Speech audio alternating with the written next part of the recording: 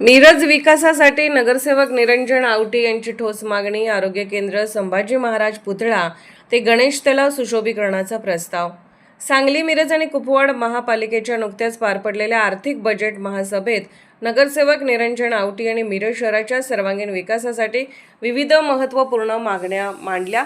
या मागण्यांकडे महापौर आणि आयुक्तांनी गांभीर्याने लक्ष देऊन आगामी बजेटकडे आवश्यक तरतूद करावी अशी विनंती त्यांनी केली.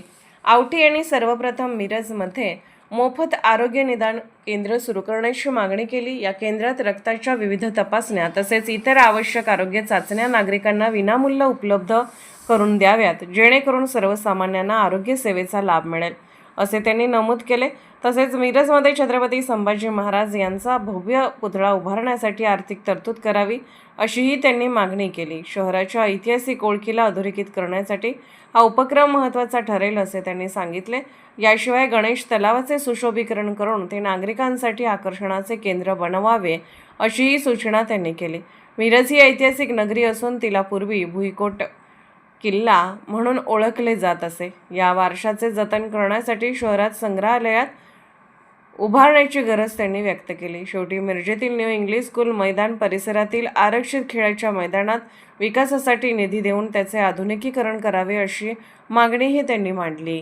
भारतीय जनता पार्टीचं करतो, कारण की भारतीय जनता पार्टीनं पदाधिकारी देत असताना सगळे एक प्रेरित केलेले आहेत.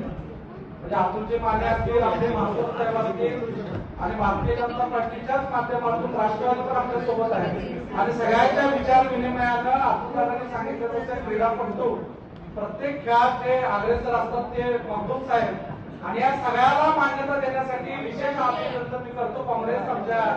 काँग्रेसवाल्यांचं कारण की त्यांनी सगळ्यात निवडी बिनविरोध करण्याचा निर्णय घेतला.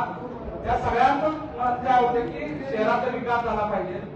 आणि मी आयुक्त साहेब किंवा महापौर साहेबांना विनंती करतो की माने साहेबांनी बजेट अतिशय चांगलं मांडलं, पण अनेक सदस्यांची भावना आहे, आयुक्त साहेब आपण अतिशय चांगलं काम करताय, आपण अतिशय चांगली गाडी बसवताय, पण महापौर साहेब बजेट सादर केल्याच्या नंतर अपेक्षा एवढी आहे जी मान्य आपण आता सभापतींनी केली त्या झाल्याच पाहिजे.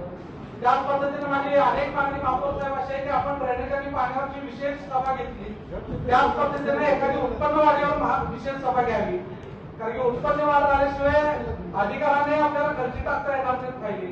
आणि त्याच पद्धतीनं आयुक्त साहेब सगळ्या 2 वर्ष 2.5 वर्ष महापालिकेमध्ये गॅप पडलाय, कामाचा भरपूर आलेख पेंडिंग आमच्या सगळ्यांच्या ह्याच्यात आहे, वार्डात आहे, आणि सगळ्यांनी आश्वासन दिलंय. म्हणजे मी किंवा महापौर किंवा स्थायी समिती असं म्हणून नाही, 78च्या 78 नगरसेवकांनी जनतेला आश्वासन दिलंय. जनतेला असं सांगितलं होतं की निवडून आल्यानंतर आम्ही हे काम करू ते काम करू, आणि त्यामुळे प्रशासन पण फ्लेक्सिबल राहून महापालिकेच्या प्रत्येक सदस्याला मॅक्सिमम निधी कसा देता येईल, शासनाच्या माध्यमातून निधी सगळे नेते पदाधिकारी आणतील, पण महापालिकेच्या माध्यमातून आपण विशेष बाब म्हणून यावर्षी तरी, कारण की बरेच लोकांची कामं पेंडिंग आहेत आणि ते द्यावं. त्याच पद्धतीनं सूचना, म्हणजे तुम्ही आता पुढच्या महासभेला सूचना घेणार आहे का आताच तुम्हाला सूचना करायची काय करते काय वाढ करत असताना एक प्रामुख्यानं महत्वाची बरेच वर्षाची आमची मागणी आहे ती पेंडिंग आहे की सांगलीमध्ये जसं मोफत निदान केंद्र आहे जिथं विविध तपासण्या होतात रक्ताच्या किंवा वेगवेगळ्या पद्धतीच्या, ते अतिशय कारण की मिरज हे मेडिकल हाऊस म्हणून महाराष्ट्रात ओळखलं जातं. गोरगरीब बऱ्याच कालातून तिथं लोक येत असतात, आणि आमची विनंती राहील की ज्या पद्धतीनं सांगलेलं आहे त्या पद्धतीनं तसं केंद्र एखादं मिरजेमध्ये आपण करावं. त्याच पद्धतीनं मिरज हे छत्रपती संभाजी महाराजांच्या पदस्पर्शानं पावन झालेलं शहर भुईकोट किल्ला म्हणून ओळखला जातो.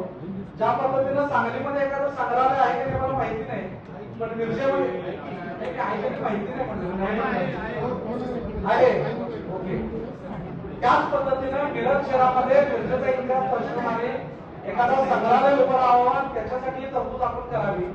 छत्रपती संभाजी महाराजांचा पुतळा सांगलीमध्ये बसवण्यासाठी आपण जसं महत्वाकांक्षी आहात तसंच सगळेच सदस्य मिरजेमध्ये छत्रपती संभाजी महाराजांचा पुतळा बसवण्यासाठी महत्वाकांक्षी आहात. त्याच पद्धतीनं सांगलीला जी तरतूद आहे त्या पद्धतीने मिरजेला आपण त्यासाठी तरतूद करावी. आणि पर्यटकांच्या दृष्टीनं आई साहेब मला सांगलीमध्ये पण कारखाना आणि मिरजेच्या कणीचं सुशोभीकरण चालू आहे. पण मिरजेतला गणेश तलाव हा अतिशय ऐतिहासिक मानला जातो. अनेक ठिकाणी मध्यवर्ती ठिकाणी तलाव असणारे एकमेव शहर आहे. अनेक महापालिकेचा विचार केला जातो आणि त्यामुळे त्याच्या सुशोभीकरणासाठी पण आपण काहीतरी तरतूद करावी एवढी मी विनंती करतो.